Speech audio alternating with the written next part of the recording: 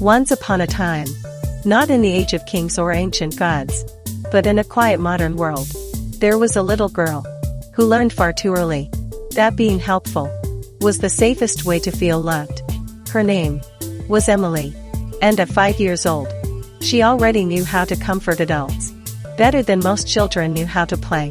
Every morning, while other children ran toward toys and laughter, Emily quietly walked to the teacher first.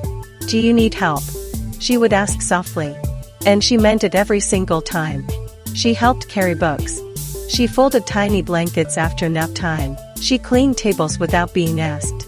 In autumn, while children jumped into piles of leaves, Emily carefully gathered them into neat little bags beside the teacher. The teachers adored her. She's such a good girl. So mature for her age. So calm. So helpful. And every time Emily heard those words, something inside her glowed warmly. Because attention felt like love. And being useful felt safer than simply being a child. The nanny smiled whenever Emily followed her around the classroom, dusting shelves, organizing crayons, holding tiny hands of younger children. Sometimes, it almost felt like Emily belonged more with the adults than with children her own age. But during playtime, something else quietly happened. Children stopped asking Emily to join games.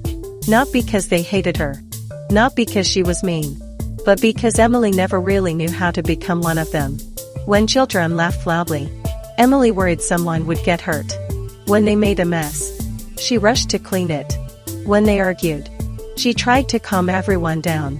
Like a tiny exhausted adult. One afternoon, the children were building a castle from blocks. Emily stood nearby, watching carefully. She wanted to join. You could see it in her eyes. But before she sat down, the teacher asked, "Emily, can you help me organize the art supplies?" And immediately, Emily smiled. Of course. She walked away from the children without hesitation. Because deep inside, being needed felt more important than being included.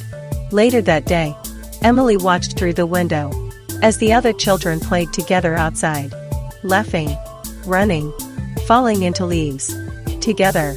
And for the first time, a strange sadness appeared inside her chest. Quiet, small, but heavy. The teacher noticed her silence. "You're such a wonderful helper," she said gently. Emily smiled politely. But this time, the words didn't feel as warm as before. Because somewhere inside, a child was slowly beginning to understand something painful. If people only love you when you are useful, then resting starts to feel dangerous. That evening, Amy picked Emily up from kindergarten. And while helping her mother carry grocery bags, Emily quietly asked, "Mom, why don't children like me very much?" Amy froze for a moment. Because sometimes, children reveal their loneliness. With heartbreaking simplicity, she looked at her daughter carefully. At the tiny hands always helping. At the little girl always trying to earn her place through kindness.